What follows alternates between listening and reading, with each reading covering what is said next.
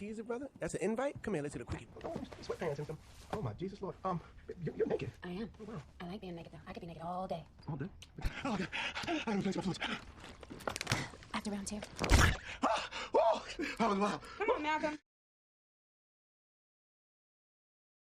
Movie की शुरुआत में हम जर्मन नाम के एक आदमी को देखते हैं जो एक स्कूल में फ्रेंच टीचर होता है। इसके बाद जब जर्मन घर पर स्टूडेंट के असाइनमेंट चेक कर रहा होता है तभी वहाँ पर उसकी वाइफ जेना आती है। फिर जेना भी कुछ स्टूडेंट्स के असाइनमेंट चेक करती है और जर्मन से पूछती है कि तुमने स्टूडेंट को इतने गंदे मार्क्स क्यों दिए। इस पर जर्मन उसे बोलता है कि बच्चों ने कुछ खास तो लिखा ही नहीं है तो मैं इन्हें अच्छे मार्क्स किस चीज के दूं। तभी जर्मन क्लाउड नाम के एक स्टूडेंट का असाइनमेंट पढ़ता है जिसमें लिखा हुआ था कि क्लाउड राफा नाम के एक स्टूडेंट के घर पर काफी दिनों से जाना चाहता था और फिर एक दिन वो राफा को मैथ पढ़ाने के बहाने उसके घर पर जाता है। वहाँ पर उसकी नजर राफा की माँ एस्थर पर पड़ती है जो दिखने में बहुत ही खूबसूरत थी। इसके बाद क्लाउड राफा को एक मैथ प्रॉब्लम सॉल्व करने के लिए देकर नीचे आ जाता है। वहाँ वो राफा की मॉम को देखता है जो एक मैगजीन पढ़ रही होती है। अब कुछ देर तक एस्थर को देखने के बाद क्लाउड वापस राफा के पास जाता है और उसे बोलता है कि तुम्हारी मैथ बहुत ही ज्यादा खराब है, इसलिए मुझे रोज आकर तुम्हें ट्यूशन पढ़ाना होगा।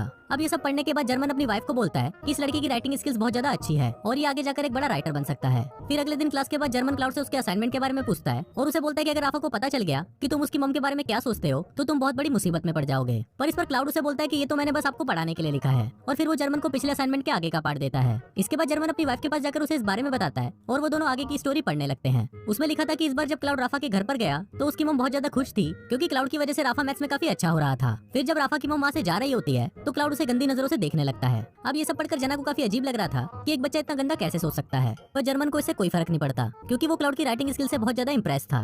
फिर अगले दिन जर्मन स्कूल में क्लाउड की फैमिली की इन्फॉर्मेशन निकालता है और उसे पता चलता है कि क्लाउड की फैमिली 2 साल पहले यहाँ पर शिफ्ट हुई है और वो लोग कई बार अपना घर बदल चुके हैं। अब इससे जर्मन को लगता है कि क्लाउड बहुत परेशान रहता है और उसे एक प्रॉपर गाइडेंस की जरूरत है, इसलिए अब जर्मन ये डिसाइड करता है कि वो क्लाउड को एक अच्छा राइटर बनाने में उसकी हेल्प करेगा। फिर क्लाउड भी जर्मन को उसके आगे का असाइनमेंट देता है जिसमें लिखा हुआ था कि जब क्लाउड वापस से राफा के घर पर गया तब राफा और उसके डैड मैच देख रहे थे। तभी राफा की मॉम वहाँ पर आती है और वो क्लाउड के पास आकर बैठ जाती है। थोड़ी देर बाद राफा के डैड को एक अर्जेंट कॉल आता है और वो उठकर वहाँ से चले जाते हैं। अब ये देखकर क्लाउड सोचता है कि अगर ऐसे ही राफा के मॉम और डैड के बीच में दूरियां बढ़ती गई तो वो राफा की मॉम को आसानी से पटा लेगा। अब ये असाइनमेंट जब जर्मन अपनी वाइफ को पढ़ाता है तो अब उसकी वाइफ को भी ये लगने लगता है कि क्लाउड की राइटिंग स्किल्स बहुत ज्यादा अच्छी है। फिर अगले दिन स्कूल में क्लाउड जर्मन को एक और असाइनमेंट देता है जिसे घर आकर जर्मन अपनी वाइफ के साथ पढ़ने लगता है। उसमें क्लाउड ने लिखा था कि मैंने इस बार राफा को मैथ की एक बहुत ही मुश्किल प्रॉब्लम सॉल्व करने के लिए दिया और फिर मैं नीचे राफा की मॉम को देखने चला गया। नीचे राफा की मॉम और डैड आपस में बहस कर रहे थे जिसे देखकर क्लाउड को बहुत अच्छा लगता है। थोड़ी देर बाद जब राफा की मॉम बाहर आती है तो वो क्लाउड को देख लेती है, पर तभी क्लाउड सामने रखी हुई पेंटिंग को देखने का नाटक करने लगता है। पर राफा की मॉम को पता चल गया था कि क्लाउड उनकी बातें सुन रहा है, इसलिए वो रात को राफा के डैड को बोलती है कि उन्हें राफा के लिए कोई दूसरा ट्यूटर ढूंढना होगा। अब ये सब बातें क्लाउड भी छुपकर सुन रहा होता है और उसे बहुत ज्यादा टेंशन होने लगती है क्योंकि अगर इस बार राफा के मैथ्स में अच्छे नंबर नहीं आए तो वो राफा के घर पे ट्यूशन पढ़ाने नहीं आ पाएगा। अब बहुत सोचने पर क्लाउड को एक आइडिया आता है और वो अगले दिन जर्मन को मैथ्स का पेपर चुराने के लिए बोलता है और साथ ही वो उसे ये भी बोलता है कि अगर उसने ऐसा नहीं किया तो वो राइटिंग करना छोड़ देगा। अब ये सुनकर जर्मन बहुत परेशान हो जाता है क्योंकि वो क्लाउड को एक अच्छा राइटर बनाना चाहता था, इसलिए वो क्लाउड के बोलने पर मैथ्स के पेपर चुरा लेता है और उन पेपर्स को वो क्लाउड को दे देता है।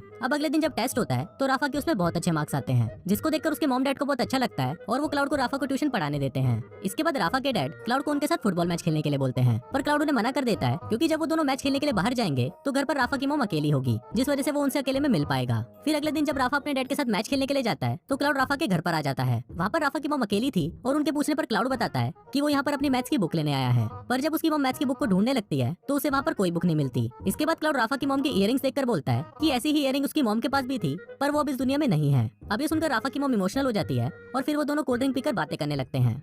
अब ये स्टोरी सुनकर जर्मन की वाइफ उसे बोलती है कि अगर राफा के डैड को इस बारे में पता चल गया तो वो उसे जिंदा नहीं छोड़ेंगे, पर इस पर जर्मन उसे बोलता है कि ऐसा कुछ नहीं होगा। रात को फिर जर्मन क्लाउड का एक और असाइनमेंट पढ़ता है जिसमें लिखा होता है कि इस बार उसे राफा के घर पर बहुत लेट हो गया था तो राफा के डैड ने उसे यहीं पर ही सोने के लिए कहा। फिर जब राफा क्लाउड को उसका रूम दिखाने के लिए जाता है तो वो क्लाउड को बोलता है कि वो उसका बेस्ट फ्रेंड है और इसके साथ ही वो उसे किस करने लग जाता है। अब इससे हमको पता चलता है कि राफा क्लाउड को लाइक करता है। फिर जब आधी रात हो जाती है तो क्लाउड चुपके से राफा की मॉम के कमरे में जाता है और वो उसे सोते हुए देखता रहता है। अब ये पढ़ने के बाद जर्मन की वाइफ को काफी अजीब लगता है, पर जर्मन उसे बोलता है कि इसमें कोई भी गलत बात नहीं है और क्लाउड की उम्र के बच्चों में ये सब फैंटेसीज होती ही हैं। फिर अगले दिन हम क्लाउड को देखते हैं जो राफा की मॉम के करीब आता जा रहा था। इसके बाद रात को राफा की मॉम और उसके डैड के बीच में झगड़ा होता है और वो झगड़ा धीरे धीरे बढ़ने लगता है। फिर राफा के डैड जब गुस्से में वहाँ से बाहर चले जाते हैं तब वहाँ पर क्लाउड आता है और वो क्लाउड की मॉम को एक लेटर देकर वहाँ से चला जाता है। अगले दिन उस लेटर को पढ़कर राफा की मॉम क्लाउड को अपने पास बुलाती है और फिर जब वो लोग बातें कर रहे होते हैं तो क्लाउड जर्मन को इमेजिन करने लगता है। इसके बाद राफा की मॉम को वो लेटर पढ़कर बहुत अच्छा लगता है और वो वहीं पर क्लाउड को किस करना शुरू कर देती है। अब ये सब राफा खिड़की से छुपकर देख रहा होता है और उसे ये देखकर बहुत बुरा लगता है, जिसके बाद वो अपने रूम में आता है और आत्महत्या कर लेता है और असाइनमेंट के लास्ट में लिखा होता है कि कहानी अभी बाकी है।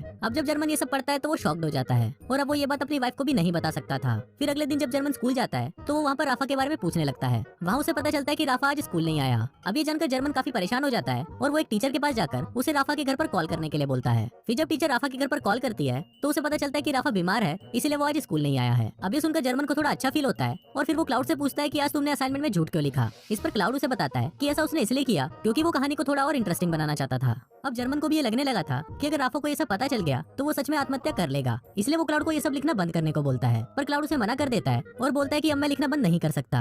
अभी सुनकर जर्मन उसे बोलता है कि ठीक है, पर अब से मैं तुम्हारी कोई स्टोरी नहीं पढ़ूंगा। अभी सुनने के बाद क्लाउड अपनी अगली स्टोरी को वही डस्टबिन में फेंक कर चला जाता है। पर तभी जर्मन भी अपने आप को रोक नहीं पाता और वो उस स्टोरी को डस्टबिन से निकाल कर पढ़ने लगता है। उसमें लिखा था कि आज राफा के डैड बहुत उदास घर आए थे क्योंकि अब वो अपनी जॉब से बहुत ज्यादा परेशान है। तभी राफा की मॉम वहाँ पर आती है और उन्हें बताती है कि वो प्रेग्नेंट है। ये सुनकर राफा के डैड बहुत खुश हो जाते हैं, पर तभी वहाँ पर राफा आता है और उनको बोलता है कि क्लाउड अब हमारे घर नहीं आएगा और आप लोग मेरे लिए कोई दूसरा ट्यूटर ढूंढो।